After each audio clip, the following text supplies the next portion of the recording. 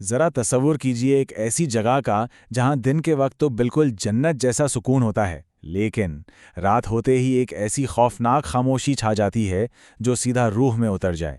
आज के इस तज्जिये में हम देवगढ़ गांव के एक ऐसे पुराने और डरावने राज को खोलने वाले हैं जिसने पिछले 30 सालों से हर एक शख्स को दहशत में रखा हुआ है। ये कहानी सिर्फ किसी भूत या चुड़ैल की नहीं है, बल्कि उस अंधेरे की है जो कहीं न कहीं इंसानी फितरत के अंदर ही छुपा होता है। चलिए इस डीप डाइव की शुरुआत करते हैं। सूरज डूबने के बाद कोई भी जंगल की तरफ नहीं जाएगा। सुनने में बिल्कुल किसी सिनेमैटिक हॉरर मूवी का डायलॉग लगता है ना, पर देवगढ़ में ये सिर्फ एक नियम नहीं था। ये एक ऐसा खौफ था जो लोगों की रगों में दौड़ता था। ना कोई लकड़ी लेने जाता, ना ही कोई अपना भटका हुआ जानवर ढूंढने। क्यों? क्योंकि उनका पुख्ता मानना था कि उस अंधेरे जंगल में कुछ ऐसा मौजूद है जो उनका पीछा नहीं छोड़ रहा है। ये एक ऐसी दहशत थी जो रात के सन्नाटे में और भी ज्यादा गूंजती थी। देखिए, अगर हम दिन के वक्त की बात करें तो देवगढ़ सच में किसी खूबसूरत ख्वाब जैसा लगता था। पहाड़ों से आती वो सुनहरी रोशनी, लहराती फसलें और नदी किनारे बेफिक्र खेलते बच्चे, सब कुछ बिल्कुल परफेक्ट। लेकिन रात होते ही ये मंजर पूरी तरह बदल जाता था। एक घुटन भरा डर और एक ऐसी आइसोलेशन की शुरुआत होती थी जो किसी का भी दिल दहला दे।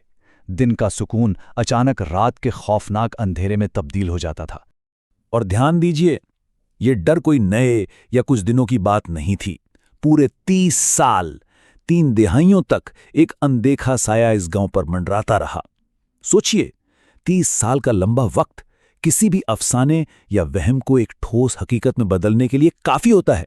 ये वाकई दिल दहला देने वाली बात है कि एक पूरी जनरेशन इस डर के साए में बड़ी हुई, जहां हर रात सिर्फ एक ही टेंशन होती थी कि उस घने अंधेरे में आखिर क्या छुपा है। अब इस कहानी में एंट्री होती है अर्जुन शर्मा की। अर्जुन बचपन में ही देवगढ़ छोड़ चुका था और शहर की प्रैक्टिकल लाइफ में पला बड़ा था। वो एकदम लॉजिकल इंसान था। भूत प्रेत, श्राप, इन बातों पर उसका बिल्कुल यकीन नहीं था। उसका एक ही सिद्धांत था कि जहां लोगों को जवाब नहीं मिलता ना, वहां वो डर की कहानियां खुद ही गढ़ लेते हैं। जब वो अपने दादा के पुराने घर वापस लौटा तो उसका यही प्रैक्टिकल माइंडसेट गांव के उस पुराने सदियों से चले आ रहे खौफ से सीधा टकराने वाला था। गांव पहुंचते ही अर्जुन को एक अजीब सी बेचैनी महसूस होने लगी। लोग उसे देखकर खुश तो जरूर थे, पर उनकी आंखों में एक अजीब सा खौफ था। तभी गांव के एक बुजुर्ग भैरव काका ने उसको एक ऐसी वार्निंग दी जिसने माहौल में सच में एक डरावनी शांति पैदा कर दी। जब अर्जुन ने हल्के फुल्के अंदाज में पूछा कि क्या उसका पुराना घर उसे खा जाएगा, तो भैरव काका ने बिना मुस्कुराए बिल्कुल फ्लैट टोन में कहा, काश बात सिर्फ घर तक ही होती। ये अल्फाज आने वाले एक बड़े तूफान का इशारा थे। अर्जुन का पुराना बंद घर धूल और यादों से भरा पड़ा था। सफाई करते वक्त एक पुरानी अलमारी से उसे लकड़ी का एक ताला लगा बॉक्स मिला, जैसे किसी थ्रिलर में होता है ना। बॉक्स को जब तोड़ा तो अंदर से उसके दादा की एक पुरानी डायरी निकली। टाइटल था देवगढ़ का सच। लेकिन मिस्ट्री और गहरी तब हो गई जब उसने देखा कि डायरी के जो सबसे इंपॉर्टेंट पन्ने थे वो फटे हुए थे और वहां सिर्फ और सिर्फ एक ही नाम बचा था, मीरा। उसी रात बाहर बहुत तेज हवाएं चल रही थीं और पुराने घर की खिड़कियां जोर जोर से बज रही थीं। अर्जुन अपने बिस्तर पर लेटा उस डायरी के बारे में सोच ही रहा था कि अचानक ठक ठक ठक दरवाजे पर दस्तक होती है। रात के ठीक 12:15 हो रहे थे। एक अजीब सा झटका, एक जंप स्केयर जैसा मोमेंट जहां डर और तजस्सुस दोनों अपनी पीक पर होते हैं। जब उसने दरवाजा खोला तो वहां कोई नहीं था, सिर्फ काली सन्नाटे से भरी रात। लेकिन रुकिए, दहलीज पर एक चीज जरूर रखी थी। जमीन पर एक पुरानी जंग लगी हुई घंटी थी और उस पर खुदा था वही एक नाम जो डायरी में मिला था, मीरा। ये डर को बढ़ा देने वाला लम्हा था, क्योंकि जिस कहानी को अर्जुन अब तक सिर्फ एक वहम समझ रहा था वो अब सच में चलकर उसके दरवाजे तक आ चुकी थी। मिस्ट्री अब एक डरावनी हकीकत का रूप ले रही थी। दरवाजे पर उस घंटी के मिलते ही अचानक हवा और तेज हो गई और फिर उस काले घने जंगल की तरफ से एक सरसराहट आई। एक हल्की सी कांपते हुए आवाज ने उस सन्नाटे को चीर दिया। तुम वापस आ गए। सोचिए, एक इंसान जो सिर्फ और सिर्फ लॉजिक को मानता हो, उसके लिए आधी रात के अंधेरे में ऐसी डरावनी सरगोशी सुनना कितना खौफनाक और रूह को कंपा देने वाला लम्हा होता है। अगली सुबह जब अर्जुन ने वो घंटी ले जाकर भैरव काका को दिखाई तो काका के हाथ बिल्कुल कांपने लगे। उन्होंने बताया कि ये घंटी ठीक 30 साल पहले गायब हो गई थी। इस घंटी का वापस आना इस बात की क्लियर कन्फर्मेशन थी कि मीरा का नाम और गांव पर आया वो कलंकित श्राप दोनों आपस में बहुत गहरे जुड़े हुए हैं। तो आखिर उस मनहूस रात हुआ क्या था? चलिए इस फ्लैशबैक को समझते हैं। सूरज ढलते ही गांव का मुखिया राघव सिंह खजाने के लालच में एक पुराने मंदिर की तरफ निकलता है। रात होते ही मीरा उसे रोकने की पूरी कोशिश करती है, वार्निंग देती है, लेकिन आधी रात को लालच जीत जाता है। मंदिर का दरवाज़ा तोड़ दिया जाता है, जिसकी वजह से पूरे गांव में अचानक तबाही और अजीब सी बीमारियां फैलने लगती हैं। और सुबह होते होते मीरा हमेशा के लिए बिना कोई निशान छोड़े गायब हो जाती है। पर यहाँ एक बहुत बड़ा झूठ था जो गांव वालों को बताया गया था।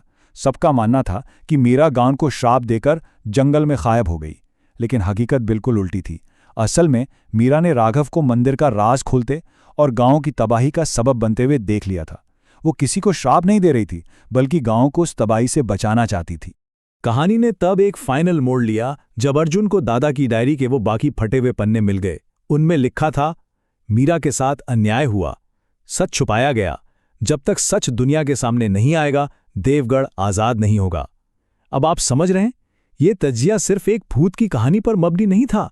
ये 30 साल पुराने एक ऐसे अन्याय की कहानी थी जिसका इंसाफ अभी बाकी था। इंसाफ दिलाने के लिए अर्जुन को गांव के उस सबसे बड़े और डरावने रूल को तोड़ना ही था। पहला स्टेप, रात के खौफनाक अंधेरे में उस फॉरबिडन जंगल के अंदर जाना। दूसरा, उस खंडर बन चुके मंदिर को ढूंढना। तीसरा, मंदिर के अंदर छुपे डॉक्यूमेंट्स हासिल करना। और आखिरी और सबसे बड़ा स्टेप था गुनाहगार राघव सिंह का सामना करना। यह बिल्कुल किसी थ्रिलर मूवी के सस्पेंसफुल क्लाइमैक्स जैसा मंजर था। और जब उस मंदिर के अंधेरे में आमना सामना हुआ तो वहां सिर्फ राघव सिंह नहीं, बल्कि 30 साल पुराना सच खड़ा था। अब बूढ़ा हो चुका राघव सिंह टूट गया। उसने आंसुओं के साथ कबूल किया कि वो लालच में अंधा हो गया था। उसने खुद मंदिर का राज खोला और अपनी गलती छुपाने के लिए उस मासूम सी लड़की मीरा पर इल्जाम लगा दिया। वो पिछले 30 सालों से किसी भूत के श्राप के नीचे नहीं, बल्कि अपने खुद के गुनाह के बोझ तले दबकर जी रहा था। उस सच के बाहर आते ही अचानक उस टूटे हुए मंदिर में हवा तेज हो गई और वही पुरानी घंटी अपने आप बजने लगी। अंधेरे को चीरते हुए एक रोशनी आई और उस रोशनी में मीरा का चेहरा दिखाई दिया।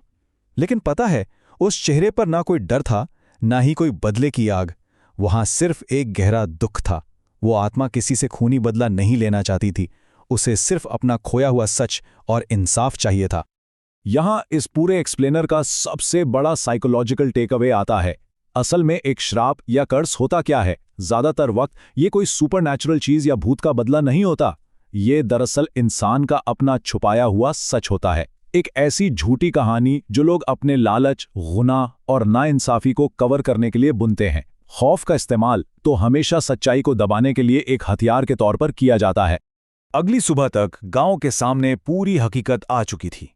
राघव सिंह ने पब्लिक में अपना गुनाह कबूल कर लिया और गांव वालों को अपनी गलती का एहसास हुआ। 30 साल बाद उस जंगल का सन्नाटा छट गया और डरावनी आवाजें हमेशा के लिए बंद हो गईं। अर्जुन ने उस निर्दोष लड़की की याद में एक स्कूल बनवाया, मीरा मेमोरियल स्कूल। वो गांव आखिरकार अपने ही पैदा किए हुए अंधेरे और डर से मुकम्मल आजाद हो चुका था। कुछ अरसे बाद एक शाम जब अर्जुन नदी के किनारे सुकून से बैठा था और हवा बड़ी ठंडी चल रही थी, तो उसके पास रखी उस पुरानी घंटी से हवा के जरिए एक आखिरी, निहायत ही धीमी और सुकून भरी आवाज गूंजी, शुक्रिया। एक ऐसी आवाज जिसने कंप्लीटली क्लियर कर दिया कि अब वहां कोई खौफ नहीं बचा, सिर्फ एक मुकम्मल और सच्ची कहानी बाकी रह गई है। इस तज्जिए के आखिर में एक बहुत गहरा सवाल हमारे सामने आता है। ऐसी कितनी ही झूठी कहानियां हैं, कितने ही ऐसे लेजेंड्स, मिथ्स या शराप हैं जो हमारी आज की रियल दुनिया में इंसानी लालच, किसी नाइंसाफी और हकीकत को छुपाए बैठे हैं। क्या पता आज भी कहीं ना कहीं ऐसे शराप मौजूद हों जो सिर्फ किसी हिम्मत वाले सच के इंतजार में हों। सोचिए जरूर।